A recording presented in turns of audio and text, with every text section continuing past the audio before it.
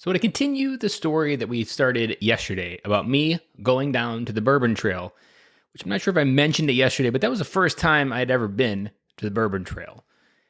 And I'm going to rewind back a little bit because I want to tell you how I came into bourbon because I have never been a bourbon guy. This story goes all the way back to the beginning of my story. Now, not to like the beginning of when I was born, but beginning when I first started speaking to dads at the park. That is really where my story really started to change. And so the third dad that I said hello to at the park was a veteran. And he lived in our subdivision, never met him before in my life. And through our conversation, through our connections, and through sharing cell phone numbers, we were able to talk. And we talked on and off throughout the next coming months. And then one day, he invited me over to his house. His wife was out of town. And he was like, hey, want to come over and have a few drinks? And he's like, I'll share some bourbon. And I was like, well, I'm not a bourbon guy. But I'm not going to say no, because this was almost 6 years ago. So, I mean, one, it was an invitation out of the house. And two, it was a conversation with another guy. So that just kind of felt good to do something different. But I was like, I'm not a bourbon guy. But I'm like, I'm going to let this explore a little bit and see what happens. And then so he had all the different kinds of bourbon. He had been to the Bourbon Trail. He knew all about it. He knew about all the processes.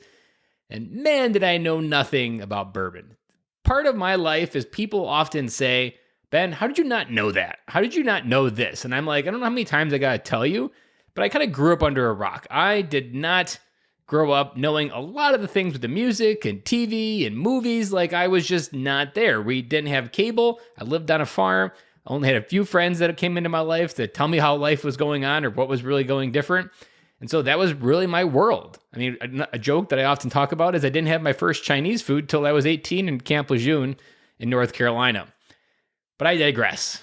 Back to the story. So he taught me all about bourbon. He taught me that bourbon is at the root whiskey. It comes from Kentucky, that a good bourbon has to come from Kentucky. I found out that so many more things were actually rooted in whiskey.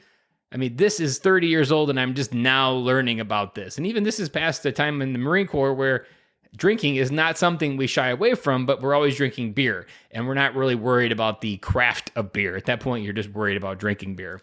So I'm just getting all this new knowledge on bourbon. Now, fast forward, I have still never really fully fell in love with bourbon. He opened my world up. He gave me a lot of different information about bourbon, kind of changed my opinion about it as well. Like it was this fine art. There's this whole nuance to it, but I didn't really know much about it still. Fast forward to about 2 weeks ago, went with my good friend Dan Zahner, and we went camping on the Bourbon Trail. And so part of that experience was one, just getting into the experience of bourbon, tasting different bourbons, getting to see the process, understand the nuance at a deeper level of like what makes a good bourbon. Now, all of this to say, how does this relate to fatherhood? Here's how it relates to fatherhood. Because what I didn't know about bourbon is the amount of patience that goes into a bourbon. Now, you might know a few of the things, and I would say you probably know at any rate, more than I ever knew about bourbon. You might know that the barrels are where whiskey comes from, that they put the bourbon, the alcohol in the barrels to make the whiskey and the bourbon. You might know about the barrels from watching Jack Daniels commercials. All of that was pretty much my basic intro to bourbon prior to this trip to the Bourbon Trail. And when you go to a distillery, I don't think really anything can prepare you for going to a distillery because just one, seeing the sheer volume of what it takes in these rick houses. Like it's just a mind-boggling experience. And then you go in these rick houses and you just see in some of these rick houses, some of the bigger distilleries, they're putting 15, 20,000 barrels of bourbon on these shelves in these massive, big, giant buildings. And then you realize, as they tell you, that these barrels sit there for 5 years. And that's an average age from my knowledge and limited knowledge. I want to add that disclaimer on bourbon. Some of them are a little bit shorter. The really good ones are like an 8-year or a 9-year bourbon. I mean, think of what it takes to be a distillery, to create a recipe of bourbon and have no idea what it's going to taste like for 5 to 7 years.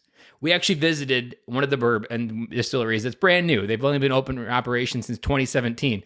They've just recently started to get a taste of what their bourbon tastes like. Now, they've been in and connected to the bourbon warehouses in the process for a long time, but now they're getting out there and making their own bourbon.